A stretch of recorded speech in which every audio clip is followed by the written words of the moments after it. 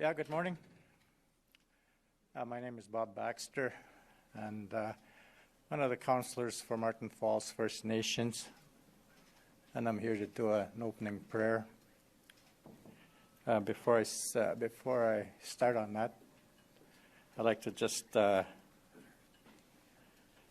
say a few words about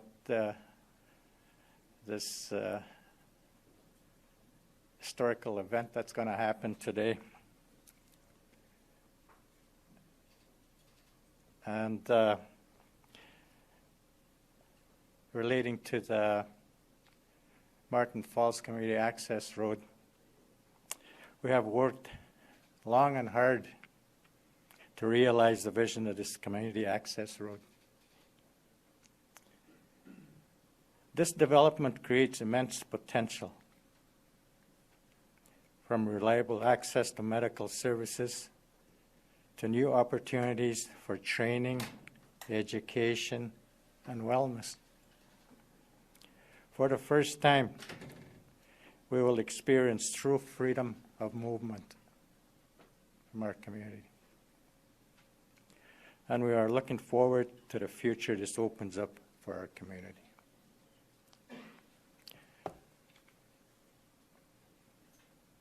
A few weeks ago,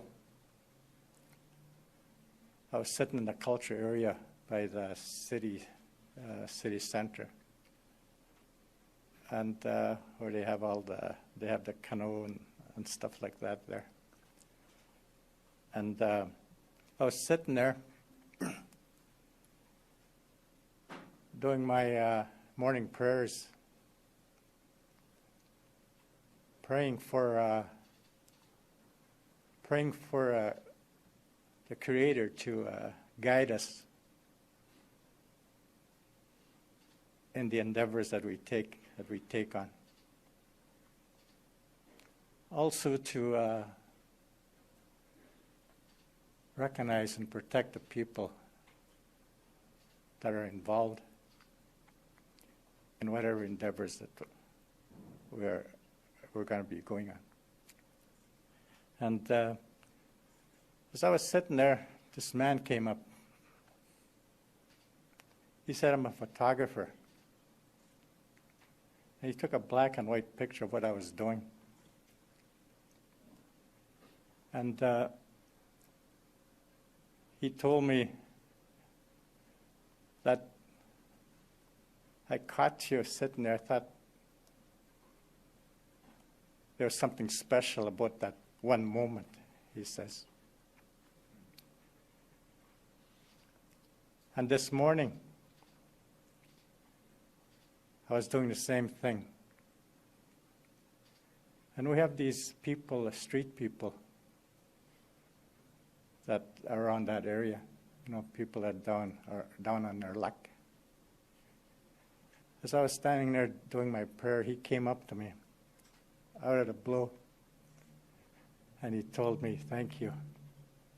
And that's all he said. It shows me that there's kindness in this world. No matter what situation you're in, we still have that spark within us to be able to communicate with each other. And I think in moving forward in what we're going to do today is going to have that kindness, relationships, working together, forging ahead together. And may the Creator watch over us, look after us, and guide us as we continue on this journey. I want to say a prayer in my language, the Ojibwe language. Kijamanito, kinana kumigoa ga gizika. Migache inigoan, sagijik, waginon do siang. Kika gwetiang gegon. Aningon jimen siang. Wagip matis yang. Schöne Mishnam. Kaishiba bezig wang. Aninigo isnagus yang gatuen. Wakoyak. Chipmuit wang matis in Chinaga chisha. Mi question ticket gainin. Kanagay kuno ite. Kaunta namang. Wabanong, shawanong, gabianong, kiwetanong, kichigisikong, magyaki. Wagay join mi guang. Ay simamini guang gay kung gawaban damang, chiwichi guang. Kanske gawaban damang. Mi gwech kisamin ito. Mi gwech.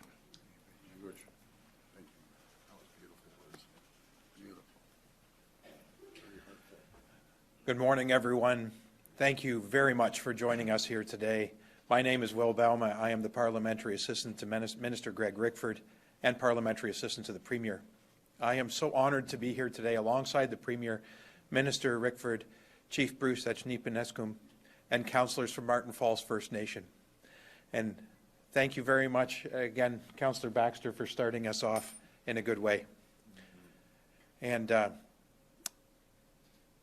next up, I would like to invite Chief Achneepineskum to the podium. Chief.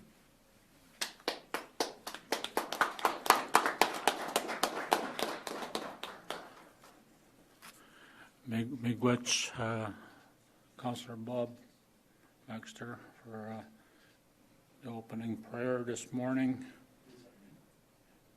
And it's extremely important that we open up the ceremony today that we're doing today, the announcement. I first of all want to acknowledge the land that we're on today of the Mississaugas New Credit, Haudenosaunee, Mississaugas, Algonquin, and Huron. My name is Chief Bruce Achneepineskum. Makate kin most dutem, the most clan, Marten Falls First Nation. Wakajonang Nishnabek. I now acknowledge my council here. I traveled a long distance here today with me to come to this announcement and ceremony with the Premier and the ministers, and I acknowledge them also. I want to acknowledge my community elders who have guided us along the way on our path that we have undertaken many years ago to build our community and create partnerships with Ontario and industry. I want to acknowledge my community members, each and every single one of them, especially the youth in our community. And it's the reason why we're here today. Looking forward to, having the benefits go to the youth and the 7 generations to come. I want to acknowledge the Matoa Chiefs and Anishinaabe Chiefs, which is our treaty organization, and the treaty we're from, the Treaty Number 9. I want to acknowledge the Premier Ford for inviting us today on this special day, and Minister Rickford. Acknowledge them and Minister Lisi, and the other ministers in this government. I acknowledge the Canadian government, also the federal government, which we are a treaty partner with under Treaty Number 9. The federal and Ontario government are our treaty partners under Treaty Number 9. We signed the treaty with the 2 levels of government, and they must be at the table in future talks and developments that happen in our territory. It's extremely important that they come and sit with us to discuss development, discuss our lives, discuss how we're going to move together as nation to nation. It's extremely important we also talk about First Nations, our neighbors that we have a deep connection with the land and with our relationship with the First Nations in our area. We're building projects together, large projects, infrastructure projects in the near horizon, hydro transmission line projects, road projects. We already have a broadband fiber optic project almost completed to all the 5 remote and also the road access Matawa First Nation communities. It's an extremely important project that's going to bring new technology to our communities. Marten Falls is going to be lit up in 1 year with that new technology, that fiber optic project. It'll be fiber right to the home for each community member. But we need to play catch up in other areas in our community. The wastewater system is not up to grade, and also the diesel generation system we're on right now is self-sufficient. Those areas lie with the federal government to improve in the community. That's why it's extremely important that we form a table, a tripartite table, all the First Nations, and improve the community's infrastructure, so that we may grow and prosper, much like other communities in Canada and Ontario.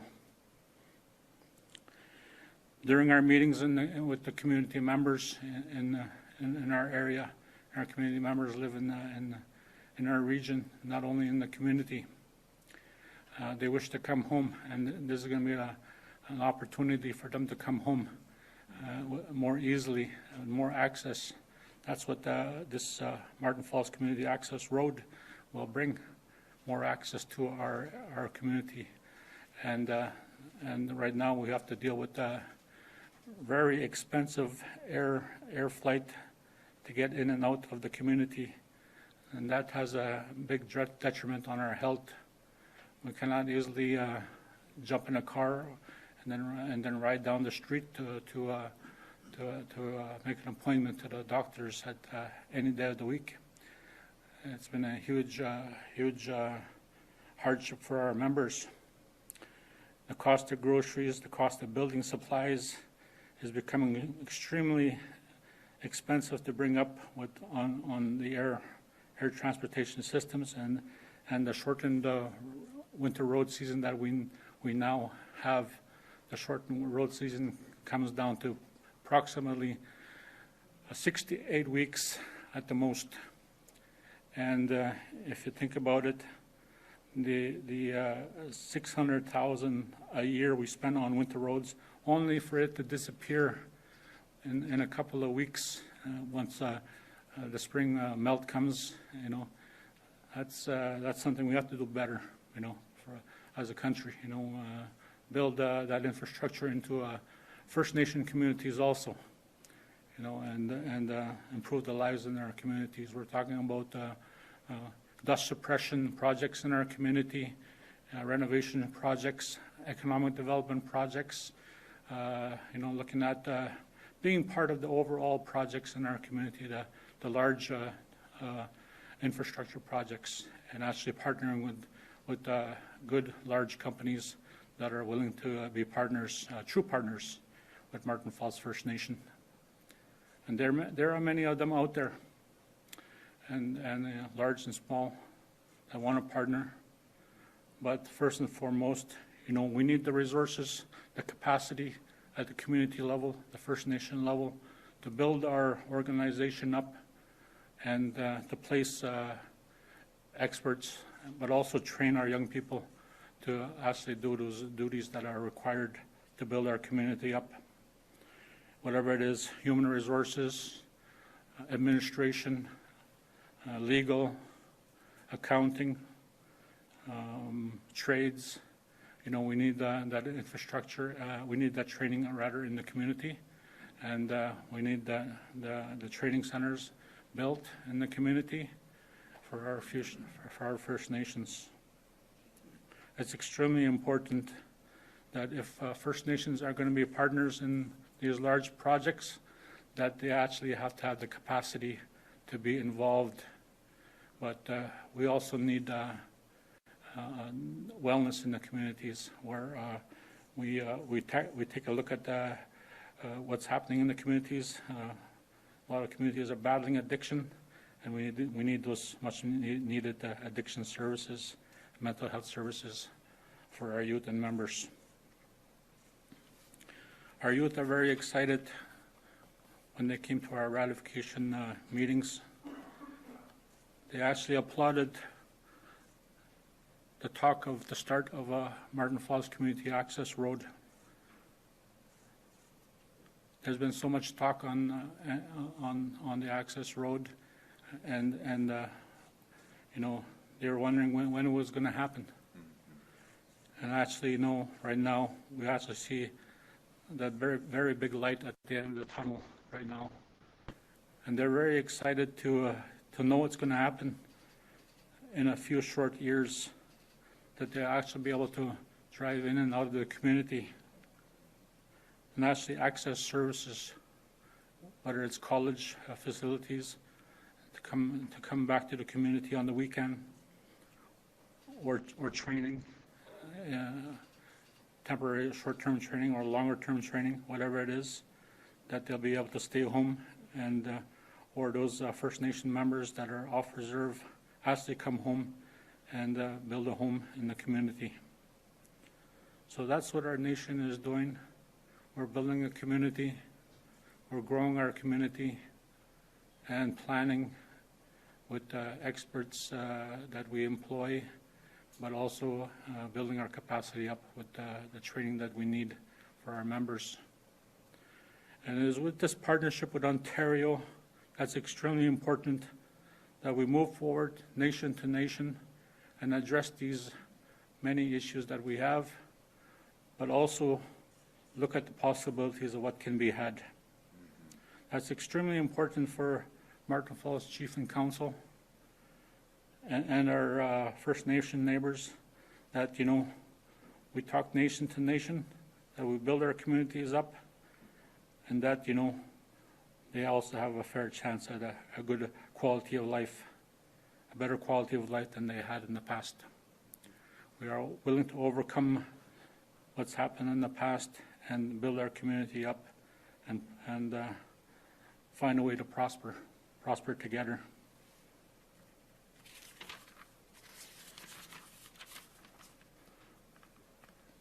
Right now, Marten Falls First Nation relies on air transportation that is extremely expensive to fly in and out, and many of our community members cannot get to appointments on small planes, and they're actually looking forward to the winter road season when they can drive out at their own leisure.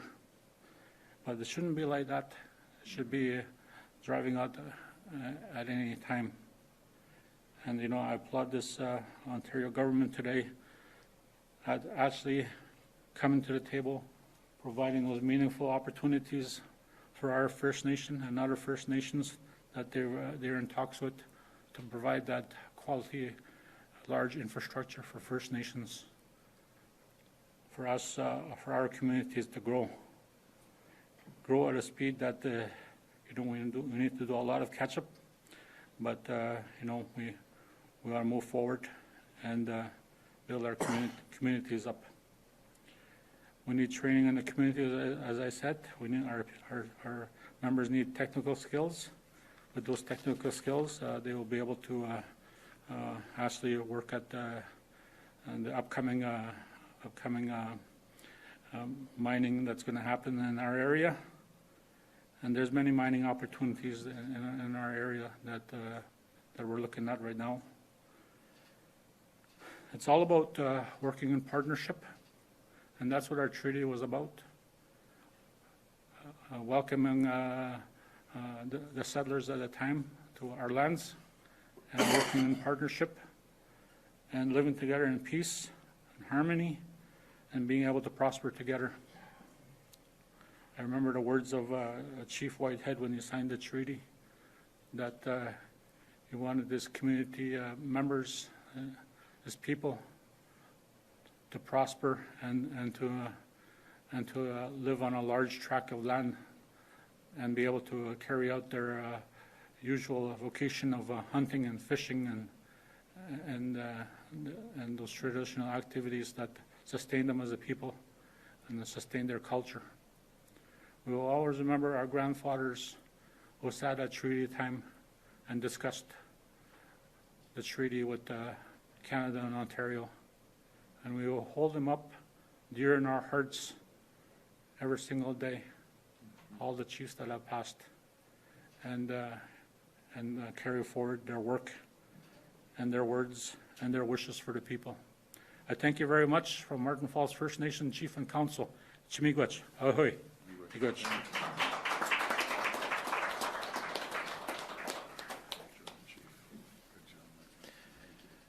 Thank you, Chief. And next up, we have Minister Greg Rickford. Well, how about this community of Marten Falls First Nations? This is an exciting day and a historic day for all of us. I want to thank the Chief, Council, and the negotiating team in particular for the past couple of weeks. Extensive travel, long days coming to this point. I've said it before, friends, but this is about building consensus and shared priorities to develop not just the Ring of Fire, but the legacy infrastructure, as the Chief said, that will serve his community and the communities with a view towards prosperity, better access to economic, social, and health programs and services. I take us all back to what the province has been in pursuit of with the communities. Many of you were here last January with Arrowland First Nations as we set the foundational pieces for a relationship with their community to ensure that the commercial capacity, the industrial capacity, the roads themselves that already exist and ultimately serve the current winter road network and in the future the corridor to prosperity would be in the kind of condition that could move the kind of machinery required not just to build a road but to build a corridor that would serve the capacity of clean, green hydroelectricity, moving these communities off of diesel, and get materials in for community infrastructure projects that are reflected in these partnership agreements. Not long after, of course, we moved into an agreement with the municipality of Geraldton as they endeavor to ensure that the road right from the Trans-Canada in and up to Arrowland First Nation could handle a similar kind of capacity. And that makes sense because a number of other First Nations communities in and around Greenstone had already started the construction, thanks to the support of our government, a massive commercial plaza at that intersection. Of course, at the end of October, we signed a community partnership agreement with Webequie First Nations that would advance their supply road in the far north. And we've brought a map here today for some of you folks to appreciate what this corridor is going to be and how it's envisioned. Importantly, bringing into laser focus the real prospect of construction. And so we arrived today with a community partnership agreement with Marten Falls First Nations. Webequie and Marten Falls First Nations took up leadership roles in the environmental assessment processes. They didn't hesitate to ensure that whatever corridor was going to be built, they would be responsible for how that land would be respected. And we appreciate the leadership that they showed. And so these two first community partnership agreements, specifically with First Nations on the corridor, reflect community priorities that are aligned with building capacity at the community level, not only to enhance the quality of life there, as the Chief has spoken, provide greater economic capacity, but also to prepare their community to build legacy infrastructure between their communities and into the Ring of Fire and farther south.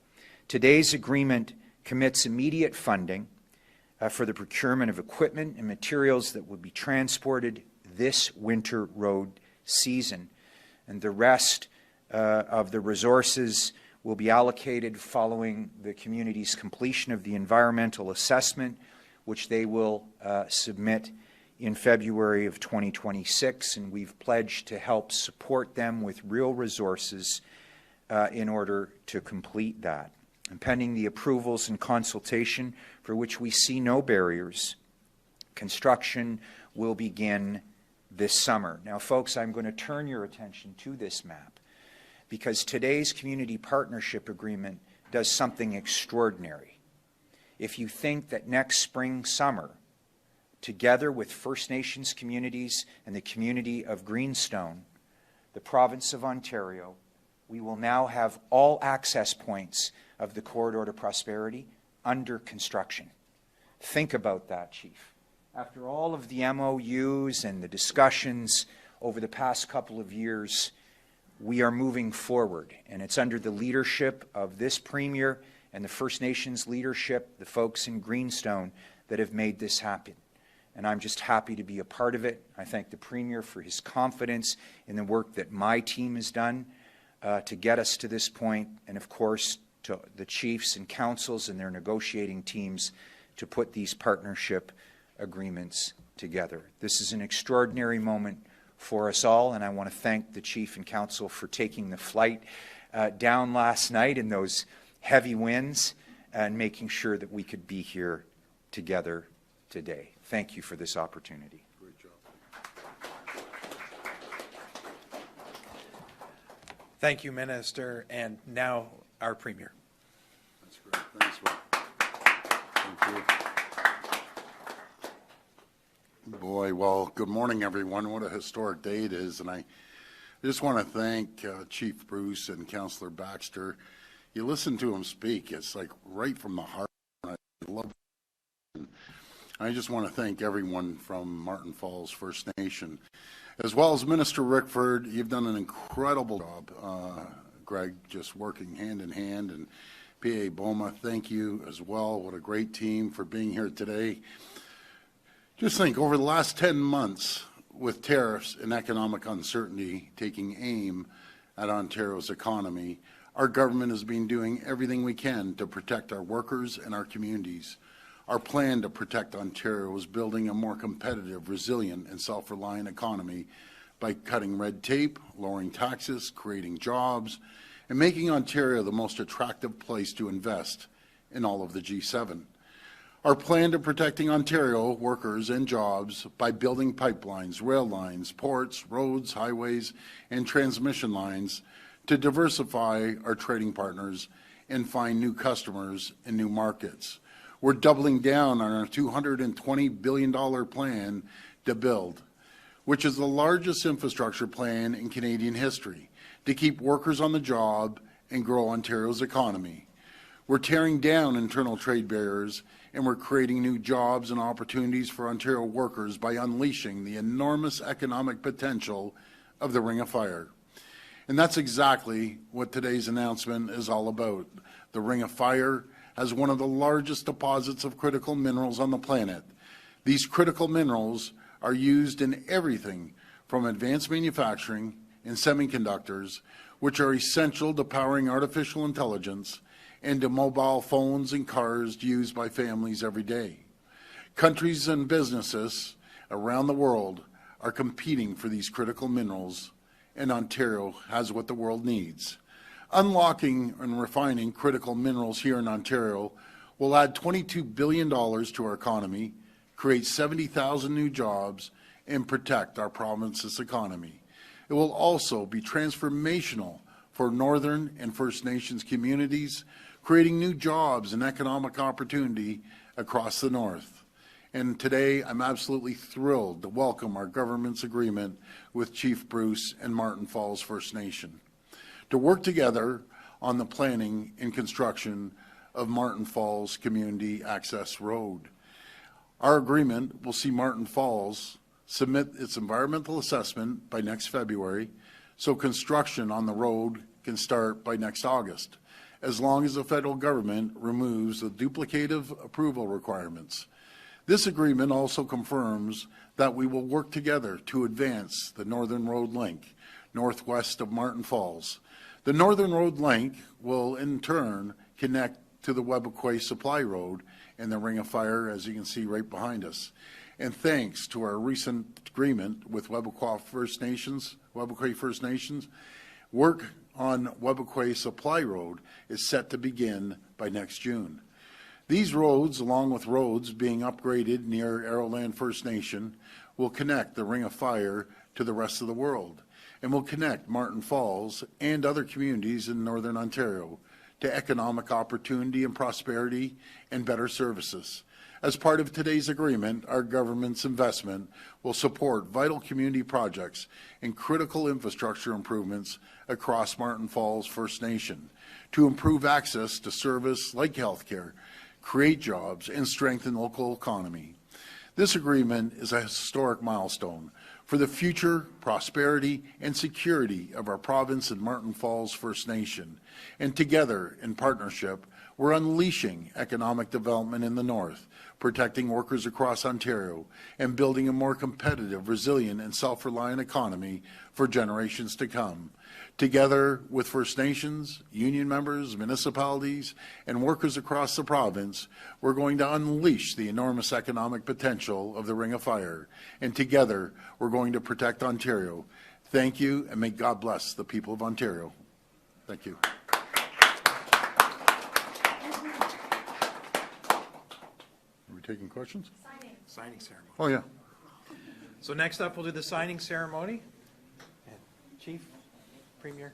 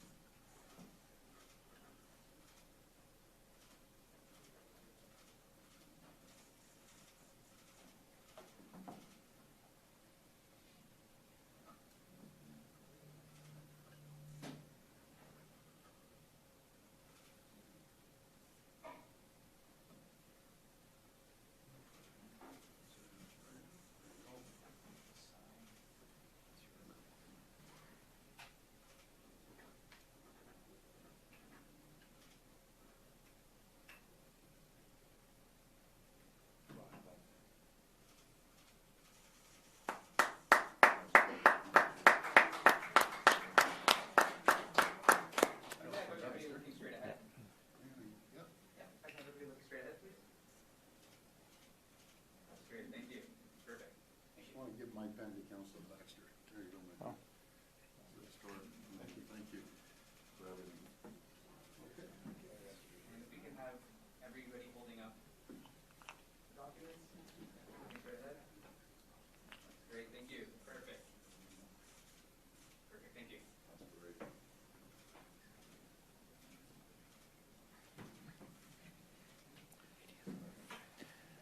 And now we'll head into media questions.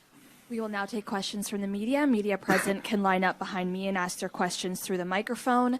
As a friendly reminder, the format is one question, one follow-up. Please state your name and your outlet before your question. Morning, Premier. I wonder if I can just ask Chief Bruce a couple questions Sure. before I Absolutely. ask you a question. Yep. Hi, Chief. Liam Casey from the Canadian Press. Wondering what this deal provides for Marten Falls, if you could provide a few more details. Hello, Nice to see you again, Liam. You know, this agreement is a start for us.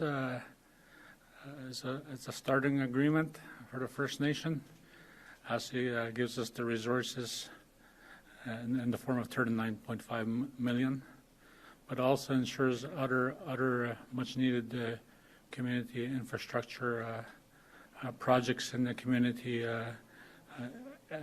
in relation to MTO projects, a runway, and a much-needed new terminal project.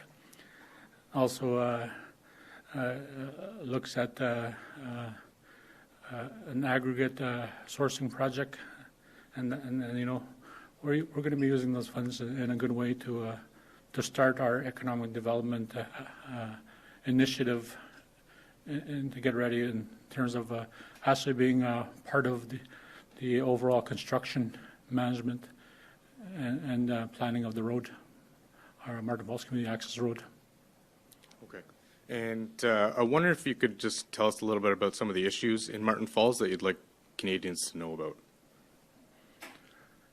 Yes, you know, as a First Nation community under the Indian Act, we're subject to a lot of the policies and legislation from the federal government, and you know, we need to think outside the Indian Act box, and actually also form a relationship with the federal government, and I find that they've been absent in these talks with in regards to the Ring of Fire, mostly on just the environmental oversight end of it, but not really in the development side of it, the overall infrastructure development or community development, which is sorely needed in the community.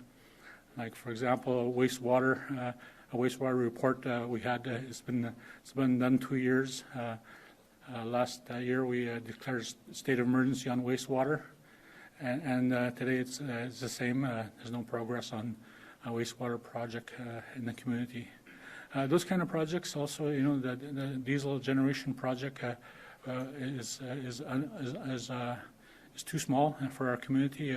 We've outgrown it, and we lack the power in the community. You know, thankfully the Premier announced the transmission line project approximately 3 springs ago, to connect the last remaining Anishinaabe communities to the grid. And we're already starting that planning with Ontario and IESO to kick that off and do further planning to accelerate that much needed infrastructure into the community. Okay, thank you. Premier? Yes. Just wondering, so we got a deal with Marten Falls, and a month ago we got a deal with Webakwe. Are you looking at deals with other First Nations in the region? Absolutely we are, because as I was telling Chief and their council and Councillor Baxter, we want to change their lives, and myself and no one in this room can comprehend, except my friends from Marten Falls and other First Nations. Like, it's as simple as being able to hop in your car and go for a drive, maybe down to Thunder Bay, or being able to hop on a plane. That, you know, I said we gotta pave that runway, and they were saying, like, the dust in the community gets into people's lungs, like stuff we can't even comprehend, or a community center that they're using as their grocery store. Like, this is all about making their children and their grandchildren have a brighter future. And when they told me that they rarely see all the kids come in to these meetings, they all showed up, and when they talked about the road, they all started to clap and cheer. And man, that should hit us all in the heart, thinking, man, we take all this for granted. We take for granted we hop in the car and go down to Tim Hortons, and you know, we need to help them, no matter if it's wastewater or a community center or maybe a hockey arena or all sorts of things that we take for granted. But I'm going to be there for them. I'm going to work with the federal government, work with the Prime Minister to make their lives better. Like, it's incredible the opportunity that's ahead of us. And when we all work collaboratively together, it just works. But I'm bound and determined, with the cooperation of the chief and council, we're going to change the young people's lives up there. And they're having a Christmas party on December 18th, and I said, I want to get online and talk to the young people to give them hope and opportunity.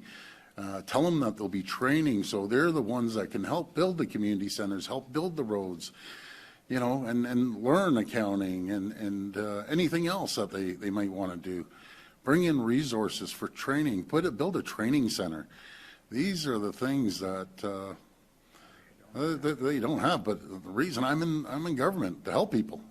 It's as simple as that. And you know, sometimes we just take for granted. All of us could go down the street and cut a ribbon for a 50-story building, rah, rah, rah. That's okay, but nothing makes me feel better than knowing that we're changing a whole community's lives, not just their community, but everyone around that community, that we're going to get done. And you were telling, Greg, they were telling me, you hop in a single prop plane, and you're way up in God's country. And, you know, there's no toilet on the plane. There's nothing. You guys got to experience this. And you hit wind turbulence, and at least my heart, it just drops. And you drop 100 feet, and you're like holding on for dear life. And why do we have to do single prop? Because jets can't fly in. Maybe a big Hercules plane can, but they can't fly in on a dirt runway. So I mentioned, like with the federal government, we have to pave a runway until we can get planes in there. And I also said, just simple as this. Imagine telling the young people one day, we have a paved runway, kids, we're going to watch a Blue Jays game, we're going to watch a Leafs game. Man, they wouldn't sleep for 3 nights before that. They'd be so excited.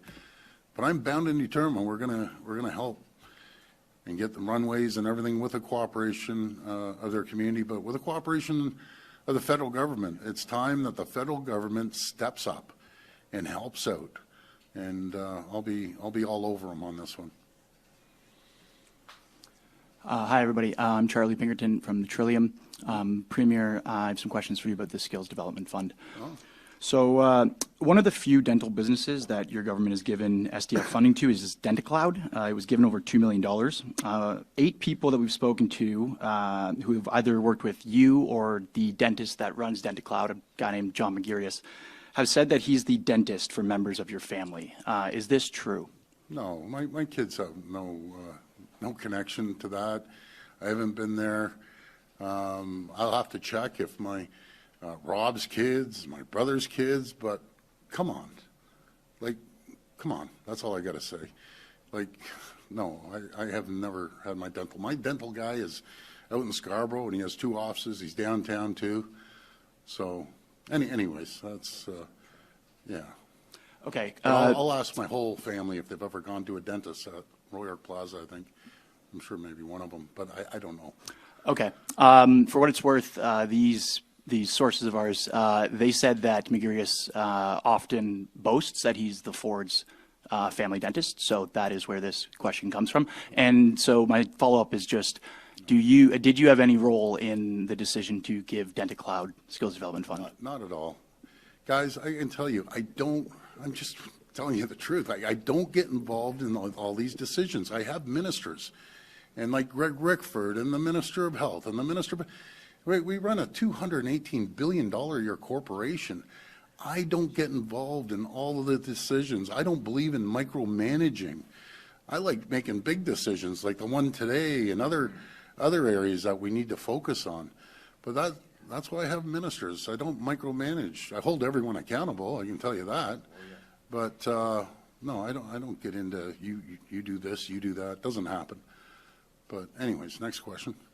Premier, on another subject, the Prime Minister signing an MOU today with the Premier of Alberta. That's great news. And it's great news. I know you've said that before, that you were hoping for. But it sounds like Mr. Carney is going to give Alberta some exemptions to federal climate change regulations, things like that. Do you want Ontario to get those same exemptions in any future deals that you're looking at? Well, first of all, I'm really excited that we're going to start building pipelines. We need them west, we need them north, we need them south, and we need them east. and as long as they're using Ontario steel. That's what I'm looking forward to, creating more opportunities, more jobs, and we want to work with them. We have one of the cleanest grids in the world. We're refurbishing Pickering, and we're doing a lot of work, so it's down to about 90% clean energy, but we want to get back up to 97, 98, and even 90 is one of the cleanest in the world. We need to build out our nuclear capacity, large scale, and small modular reactors. We're leading the G7 that we're investing hundreds and probably 150, $200 billion, creating 150,000 jobs, the good paying jobs, and giving opportunities.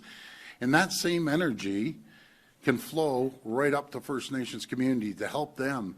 And again, I go back to people do not understand, myself included, to live on diesel 365 days a year, their whole lives. Like Chief Bruce hasn't experienced anything but diesel. We're going to get those transmission lines up there one way or another and bring electricity to these communities that are so badly needed. We're going to spend the money to get the transmission lines up there.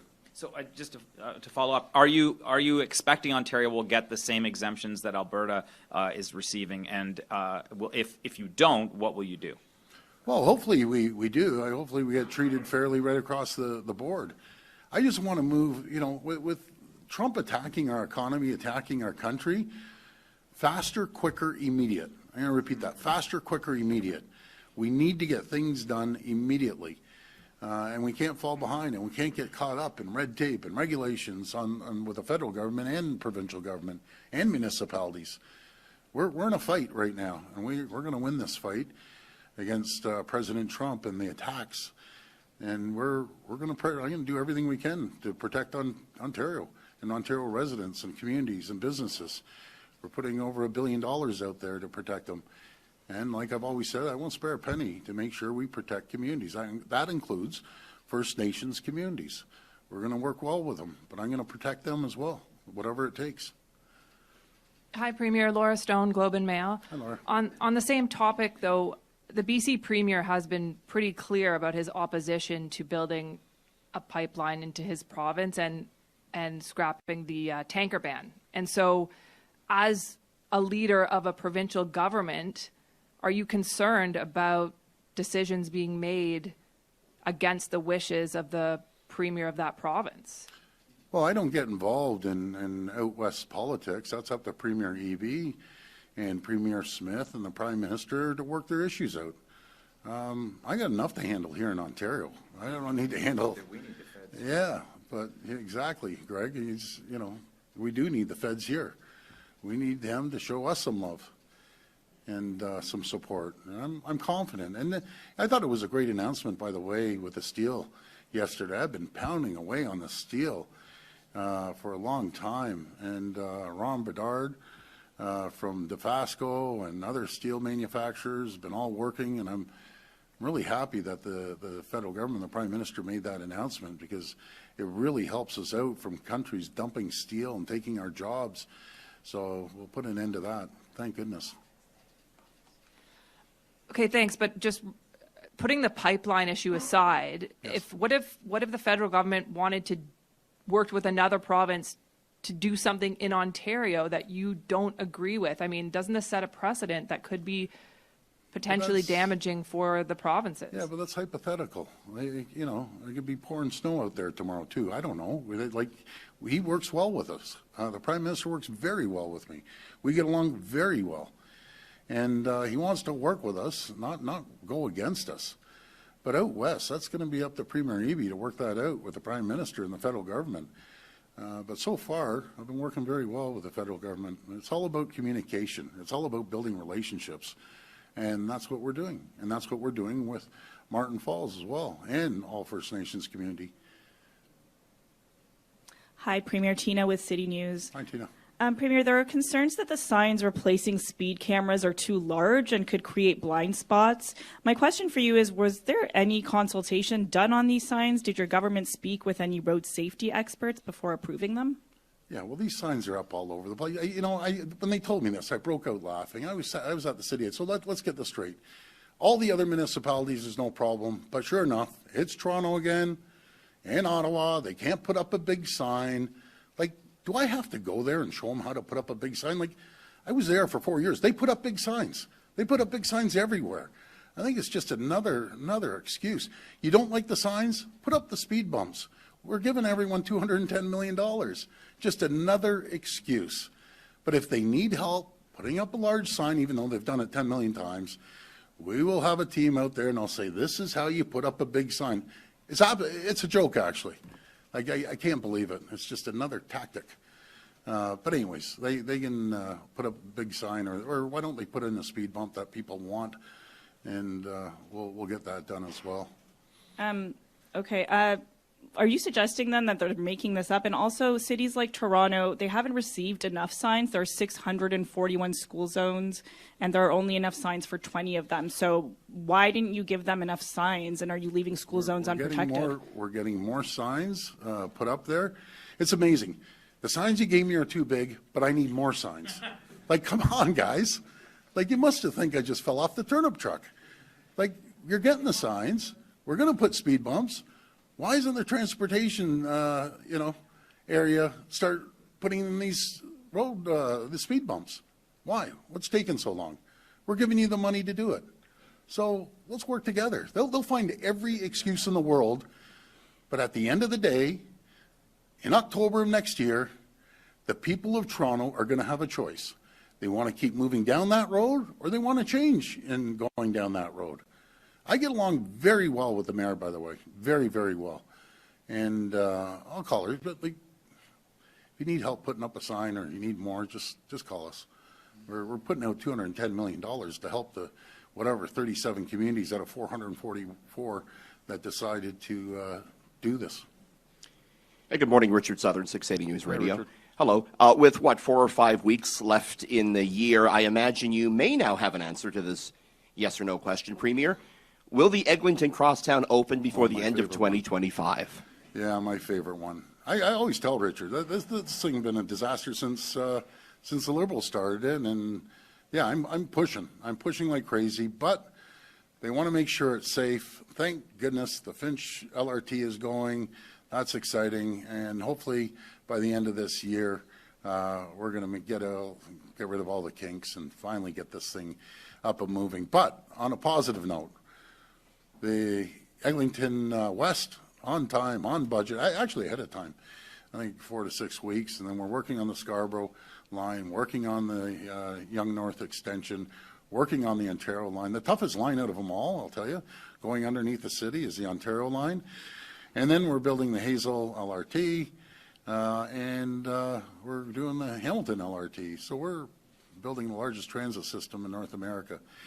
And I think we're getting better. Every single time we do a tunnel, and we're doing it faster and quicker. So then we're going to start working on the 401 tunnel. That's the next big one. So that's coming down the chute too. I respect the fact that you want the Eglinton to be safe when you open it, but just to be clear, is the target, is the intent right now to open that in December?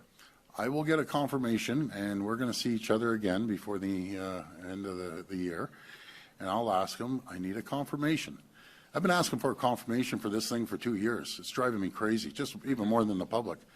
Like, just get the damn thing moving, but make it safe. So we're going to get there. It was a big project, but, Richard, I remember the day when we signed the deal when Rob was mayor, and I remember we were in his office on the Eglinton Crosstown. I kept fighting, let's put it underground. They put it above ground in some places. But anyways, thank goodness once this gets open, because I'm first to admit it's been a nightmare.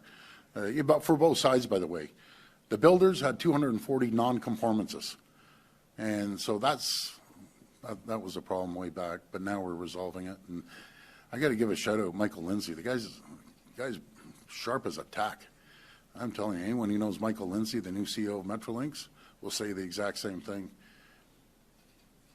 Hi, Premier. Moira Welsh with the Toronto Star. Yes. You spoke about construction starting in August. If the duplicative efforts have ended, what is the status? Are you in talks, and what is the status of that? Yeah, we're working well with the federal government, so I think they're on side, but let's stay tuned for an announcement. The PM and I will be doing together in a little while, and it's basically one window, one project, one process. He understands it. We have to move. We have to move as quickly as possible. I'll tell you, and I'm not speaking for all First Nations by any means, but Chief Bruce wants to start getting that road. He wants prosperity. He wants things going. Imagine having 68-week window to get all your goods in. You know, he wants a proper road, not one that falls apart in the spring thaw and everything. I heard you saying something in the background. Yeah, no, it's just, I mean, it's worth pointing out that we're very hopeful that this this agreement can land, because even in developing this community partnership agreement, the only challenges that we faced from timeline perspective were their obligations to the duplicative federal processes. So we're very hopeful that under the leadership of the Premier, that the very least the federal government could do is bring the regulatory process into clear view and get rid of the duplication so that Ontario and the nation can go ahead with these legacy infrastructure projects. That was one of the snags in arriving at the community partnership agreement. We got over it, but it was the federal government in the way. So we hope that that'll be resolved in the not too distant future. Do you have a specific timeline for that then? Well, this is, as the Premier said, stay tuned. I mean, we obviously are hopeful that the federal government's level of interest in what's happening in Western Canada translates into things that matter to the people of Ontario and the isolated and remote First Nations communities that are invested in the corridor to prosperity and all of the other things that come with it. And as I've said before, you know, where are the feds? This is something that you heard the Chief say loud and clear today. The only meaningful role they've played so far in this is the additional regulatory processes. And to the extent that the Premier is now in a position with the Prime Minister, hopefully to announce soon some kind of an agreement that will move those obligations out of the way so that we can get into the business of building. Don't you like Rickford's new jacket? I got to find out who the tailor is. The guy's all decked out. The chief had to make me laugh. He says, I'll take a subway up there, 100%. Hi, Premier Isaac Callan, Global News. This agreement with Marten Falls, does it involve anything allowing you to use special economic zones to move this road forward? And if not, is anyone from Marten Falls opposed to creating special economic zones as part of this project if it speeds the timeline up? I'll pass that over to Greg or the chief, whatever you want. I mean, so far there hasn't been an aspect of Bill 5 in getting these agreements and planning the infrastructure. Look, this has always been about First Nations leadership, whether it's the environmental assessment process or what have you. They've showed tremendous leadership, and we extend that leadership opportunity for them and by them to make determinations what tools in the toolbox they want to use to get this done. As I said, the Premier, myself, Chief Bruce, and leadership in Webequie First Nations and other communities in the surrounding areas want these projects to get underway at the community level and for the benefit of the region. And so they'll be available should they make a determination that they're useful for that development. Does Chief Bruce want to comment as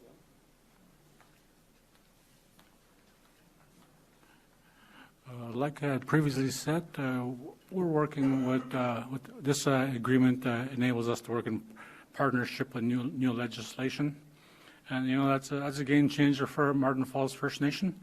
You know, to actually be you know, have our direct input into legislation, and especially when it involves economic development and prosperity for our First Nation. So yes, you know, in partnership, that's the way we'll be going. Thank you. This will be the last reporter. Hi, Premier Fatima Syed with the Narwhal. We've been hearing about both you and Minister Rickford making personal calls to some of the communities that oppose the current road to the Ring of Fire. Is there a plan for a different road or winter road to the region that you can tell us about? Well, yeah, I want everyone to be involved. I did the other day, and I was telling Chief Bruce about it. I want all communities involved, even if it doesn't impact them. I want them all part of it. I want to change their lives. I'd love to be known when I'm, you know, years down the road, I'm pushing up tulips They're saying, hey, Premier Ford helped us change our lives and give us electricity, give us opportunity, give us training, give us, X, Y, and Z, and that's what I want to do. I just want to help everyone. It's like the analogy I use. You see the Joneses down the street prospering, and the other families prosper, or the other family. It's no different. They want to prosper. And there's always a way to sit down and work things out and talk to people and give them opportunities and change the lives for their children and grandchildren, to give them a better life, better opportunities than they had growing up, because previous governments weren't helping them. I want to help them. I want to do everything I can to help them prosper and thrive and create a whole new generation. I can't wait to talk to all the young people up there and just tell them there's hope. You're going to be able to have that car and drive into town. Maybe it's going to take a few hours, have access. You're going to have a paved runway with the support of the federal government. You don't have to be breathing in all this dust. And guess who's going to be doing it? They're going to be the ones building the community center with training. They're going to be able to pave the runways and the roads and everything else. That's my goal. At the end of the day, I just want them to have a better life. And that's it. Any other questions? That concludes our media questions. I'm sorry. We want the federal government to show us some love. What do you mean by that? Who, us or First Nations? Well, I don't know. You said it. Do you know what love comes? Many forms, but one when it comes to government is cash. Pull up the Brinks truck or whatever company it is nowadays, and let us have some funding. And that's the same with the Chief Bruce and Marten Falls. Like, let's get some money that they can pave the roads. Pave the runway. Get money that we have a proper water system, wastewater system. We'll support them. We have the expertise. But, yeah, put down the cash, get out of the way, and we'll handle everything else. It'll be good. That concludes our media questions. Thanks. Specifically about the Ring of Fire, that's what you meant. Yeah, just everything. They're supporting people. I just want to make sure the federal government remembers we're 40% of the population. And we have incredible First Nations communities that need their help. And what I'm hearing from Chief Bruce is this has been dragging on for 2 years. So now I have to jump in there and protect Marten Falls and support them by lobbying. I don't like the word lobbying, just being on the federal government like an 800-pound gorilla. That's what I like to say. And saying, Prime Minister, we need the water treatment. We need wastewater. We need the runway paved. And you guys know what I latch on like a pit bull. That's my number one job, is to protect everyone in Ontario, no matter if it's the First Nations communities or everyone else. I will do whatever it takes to protect communities, people, and jobs and everything else. That's my number one thing. But anyways, thank you again. I want to thank Chief Bruce, Councillor Baxter, the whole council that came down here. I want to thank you. I hope you have a safe trip back, and together we will change lives in the North and the First Nations communities, and especially the ones that have signed these agreements. And I'm very, very grateful. And miigwech. Thank you. Thank you, everyone. We're going to have community members from Marten Falls now in here for a photograph.